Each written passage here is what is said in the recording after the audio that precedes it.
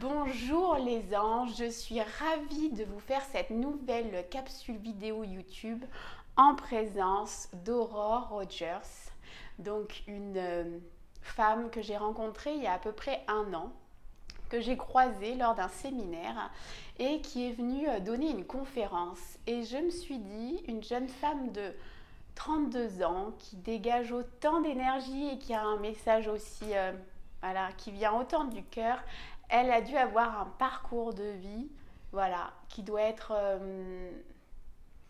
en tout cas qui peut inspirer. Donc je suis ravie aujourd'hui, je suis ravie de faire cette interview. Et j'aimerais du coup, la première question, ça serait de savoir quel est ton parcours de vie et qu'est-ce qui t'a amené justement à avoir cette envie et ce besoin de transmettre. Ah, ce désir de transmettre.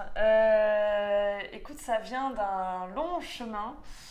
Petite, j'avais beaucoup de mal à me sentir bien avec les autres. J'étais tout le temps au fond de la classe, grande mais toute discrète, à pas vouloir qu'on m'entende. Et j'ai découvert le théâtre quand j'avais 12 ans et ça m'a beaucoup aidé à m'exprimer et à découvrir en fait la joie d'exister, même si c'était au travers d'un quatrième mur et d'être sur scène avec un texte appris par cœur, il y avait quand même beaucoup de protection, mais ça m'a fait découvrir mes émotions que je connaissais pas. Et toute ma vie, en fait, j'ai cherché à enlever toutes les couches qui m'ont empêché d'être pleinement moi-même et à pouvoir devenir qui je suis vraiment. Et donc c'est toujours évidemment un parcours un peu compliqué. Et quand je vois des personnes qui se sentent un peu à côté, qui n'osent pas, où on sent dans le regard qu'ils ont envie, mais qu'il y a une sorte de prison intérieure, moi ça me déchire le cœur parce que je sais ce que c'est que cette sensation et je ne peux pas laisser quelqu'un là-dedans, c'est pas possible.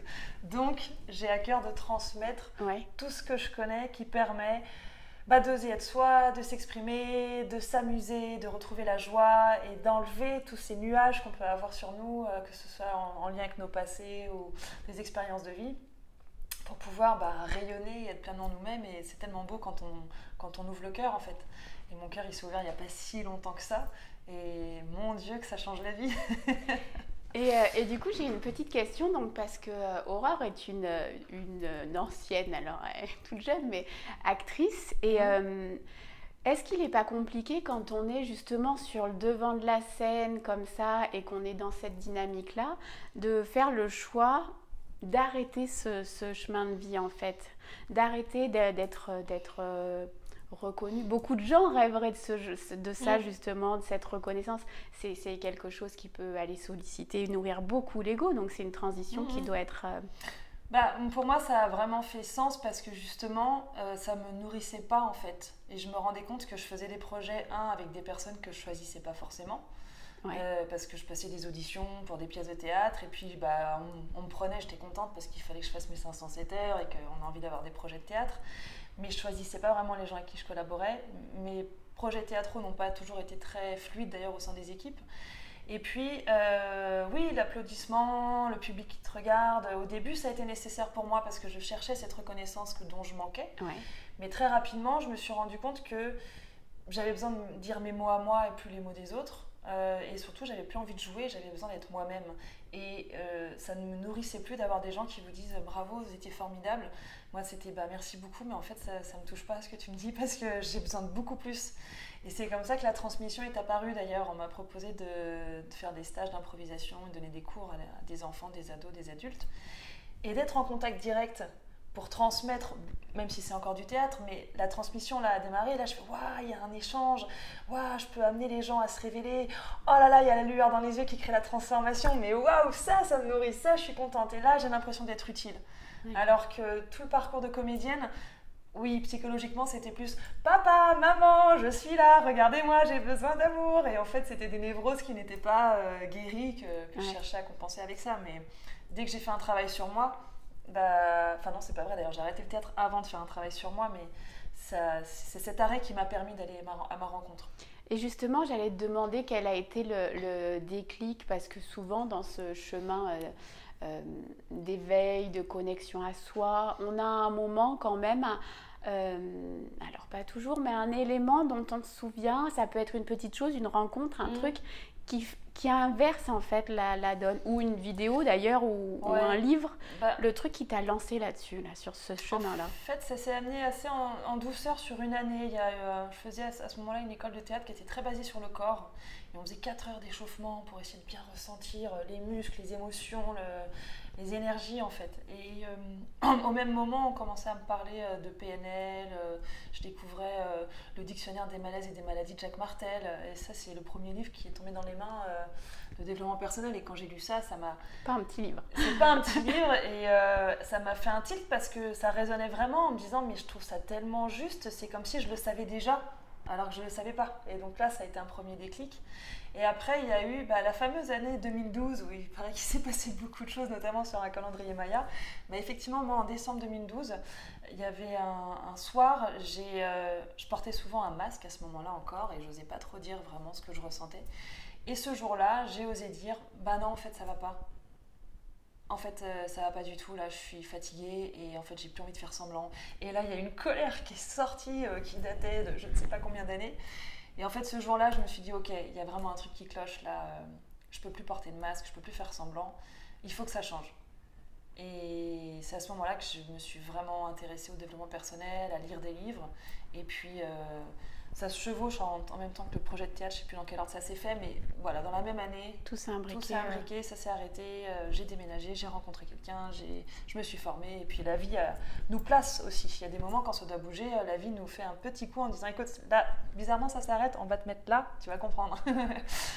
Et c'est intéressant que tu dises la vie, effectivement, j'en suis convaincue aussi, nous place, et voilà, c'est exactement le chemin qu'on doit suivre.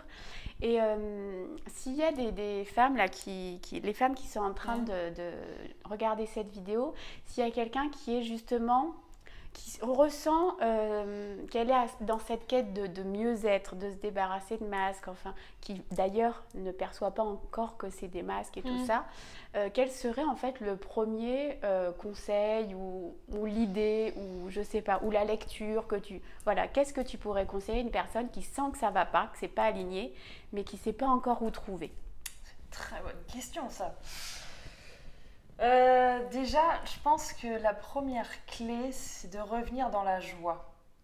Et en fait, de revenir dans le fait de se faire plaisir, même avec des activités toutes simples. Parce que quand on est dans une phase de remise en cause, où justement on ne sait pas encore où on va, et en fait c'est la zone un peu grise qui n'est pas agréable, et on est perdu, et cette zone est nécessaire pour aller à la rencontre de soi. Mais si on s'accorde des plaisirs comme... allez, je vais faire de la cuisine, ou tiens, j'ai toujours rêvé de faire un cours de dessin, je vais me l'autoriser. Et le fait d'enclencher ce mouvement fait qu'on va rencontrer des gens qui seront en résonance avec notre joie. Et si on explique, parce que je pense que c'est important de parler de ce qu'on vit et de dire, voilà, en ce moment, moi, je me pose vachement de questions, ma vie professionnelle, elle me convient plus trop, mais je sais pas encore ce que je veux faire, je sais pas trop. Le fait de l'exprimer, ça fait que je pense qu'énergétiquement, ça amène déjà un changement qui fait que extérieurement, ce changement va se manifester. Et on vibre pas à la même hauteur dans la joie, du coup on va accueillir des gens qui sont dans la même dynamique. Exactement, et je pense que la joie est importante pour amener des réponses. Et je pense que quand on se pose des questions, c'est très important en fait d'en parler. Des fois, on n'ose pas. On se dit non mais je vais réfléchir dans mon coin, les autres ils peuvent pas m'aider, ils peuvent pas comprendre. Et en fait, l'isolement n'est pas forcément la meilleure option, loin de là. Et plus on en parle, plus on se rend compte que les gens autour de nous, c'est marrant que tu dis ça parce que moi je me pose vachement de questions. D'ailleurs, hier on m'a parlé d'un livre super. Et d'ailleurs, ça me fait penser à un livre de William Bridge, Transition de vie. Alors j'ai beaucoup lu mais je ne le connais pas. Celui-là, il m'a beaucoup aidé quand j'étais en transition de vie justement, où il explique les différentes phases quand on est dans des transitions très profondes. Et je me souviens particulièrement d'une phase qu'il appelait la phase neutre. Et cette phase neutre, c'est la phase de l'entre-deux, c'est-à-dire que l'ancien n'est plus là, le nouveau n'est pas encore là, et pendant X temps, selon là où on en est, selon le besoin de chacun, ça peut durer 2 jours, 3 mois, 3 ans, il y a une sorte de phase de flottement où on ne sait plus très bien comment on fonctionne, on ne sait plus très bien qui on est, on ne sait plus très bien ce qu'on veut. Tout d'un coup, on se dit tiens, j'ai envie de partir à la mer sur un coup de tête sans prévenir personne, il faut le faire. Et il explique très bien de justement se réaccorder ces petits plaisirs simples pour avoir une sorte de, comment je pourrais dire, un quotidien avec quelques repères pour stabiliser le non-repère intérieur, parce que souvent on vit un séisme et on dit je ne sais plus où j'en suis. Et ça permet de tempérer. Mais ce qui est important, c'est de vivre pleinement cette phase. Parce que si on veut trop reconstruire trop vite, ça va pas être solide. Donc c'est important d'accueillir ça et de se dire oui, je me questionne. Écoute, ça fait 2 ans que je me questionne, je sais toujours pas. Et moi je l'ai Mais vécu. ça viendra. Et moi j'ai vécu pendant il y avait 2-3 ans, peut-être 3-4. En tout cas 3 ans, clairement, je faisais sans faire. Je faisais des petits trucs pour tenir, pour manger, mais c'était pas vraiment moi. Je voyais tout le monde avancer, tout le monde dynamique. Ouais, moi je construis ma carrière et tout. Je pars en vacances, j'ai des projets, j'ai des rêves. Et moi, c'était, moi je viens d'arrêter d'être comédienne, je sais pas du tout ce que je veux faire, je lis plein de livres. Vous sortez, vous faites la fête, moi je reste chez moi, je médite, je bouquine, j'ai besoin d'être seule. Et voilà, j'avais besoin de ce recul. Mais si on peut se l'offrir, c'est vraiment du luxe, quoi. De se dire, allez, je m'autorise de prendre le temps de réfléchir à ce que je veux vraiment, à comment mettre les choses en place. En fait, c'est un cadeau énorme qu'on s'offre. Et là, du coup, tu évoques, donc ça résonne, hein, ça fait écho. Je bouquine, je médite, je sors plus avec les copains et les copines, j'ai plus envie. Est-ce que, et c'est souvent quelque chose qu'on entend, un passage à ce moment d'éveil, est-ce que ça, c'est quelque chose qui dure? Est-ce que tu t'es mis du coup en place une routine, des habitudes, ou c'est quelque chose qui a été à un moment donné dans cette phase neutre justement, ou est-ce que ça a créé une routine qui perdure encore aujourd'hui? Est-ce que la phase neutre a créé la routine? C'est ça la question. Je pense qu'à un moment donné, oui, mine de rien, c'est là que j'ai commencé vraiment à faire de la méditation, beaucoup. À m'intéresser, en fait, à aller chercher sur internet des gens qui parlaient de développement personnel, qui partageaient des clés, des livres, enfin des audios pour aller chercher de l'info, en fait, pour essayer de connaître des choses que je ne connaissais pas. Et ce qui m'a beaucoup aidée, c'était en fait de poser mes intentions tous les jours. J'avais un cahier et je notais mon intention aujourd'hui, c'est mon intuition me dit que. Et ensuite je passais la journée, j'oubliais, et puis à la fin je remercie, puis je vois ce que j'ai fait dans la journée et c'est marrant, je l'avais écrit dans mon intention, je l'avais complètement oublié. Et c'est là que je me suis rendu compte que vraiment poser une intention, dire voilà ce que j'ai envie, et ensuite de lâcher prise, d'oublier, ça fait que ça arrive. Vraiment. Et des fois, c'est instantané. Et plus on en a conscience, plus ça va vite. Et limite, maintenant, vous demandez, c'est exaucé, mais sur un plateau à la seconde, tu vois. Et cette routine m'a énormément aidée. D'accord. Et il y a aussi une chose qui m'a beaucoup aidée, c'était un exercice que je m'étais inventé, mais enfin, c'est pas moi qui l'ai inventé, je pense, mais c'était d'avoir un cahier. Sur la page de gauche, je notais, parce qu'au début, j'étais très négative. J'avais du mal à changer mes pensées en positif. Et donc, je notais quelque chose de négatif sur la page de gauche et j'écrivais et en même temps, et sur la page de droite, je devais mettre quelque chose de positif. Qui n'était pas forcément en lien avec la première notion, mais au moins quelque chose de positif. Il y avait un peu les deux. Et je ne pouvais pas mettre autre chose de négatif tant qu'il n'y avait pas quelque chose de positif. Donc au début, c'était un sacré effort parce que j'avais une liste de choses négatives et il fallait que je trouve quelque chose de positif. Donc au début, c'était en même temps, il fait beau. Voilà. Bon, en même temps, j'ai mangé un bon gâteau au chocolat. Bon, et puis au bout de 2 mois, c'est bon, en même temps, c'est vrai que je suis une fille super. Bon, et en même temps, c'est vrai que je suis pleine de gratitude. Et après, il n'y avait que des pages positives. Et ça m'a énormément aidé à transformer mon mental et à aller vers la joie, la lumière et le... C'est un vrai exercice comme du sport, quoi. Et du coup, c'est quoi les 2 éléments de la routine d'Aurore qui sont là et qui, voilà, tu te dis, toute ma vie, j'aimerais bien que ce soit ma routine parce que je sais que c'est waouh. Oh là là, 2 éléments de ma routine. Dès le matin, c'est être dans la joie, la gratitude. Moi, je mets de la musique, je danse, je réveille mon corps et je fais de la merde, en fait, je m'amuse, je fais un peu la conne. Ça permet de pas être tout de suite strict tendu sur l'ordi et tout ça. Donc déjà ça, et de le décider en fait. Vraiment de choisir dès le matin, allez, positive. Et puis après, des routines, je peux en avoir plein parce que... Tu parlais de méditation. Ouais, la méditation, là, pour l'instant, j'en fais moins. Enfin, je la fais, mais d'une autre manière. Je la fais plus du tout en position du lotus ou quoi. Des fois, ça va être marcher dans la nature, je vais méditer. Je m'autorise beaucoup de moments où je ne fais rien. J'adore. Mais je médite pas spécialement, je m'assois et puis juste le plaisir d'être.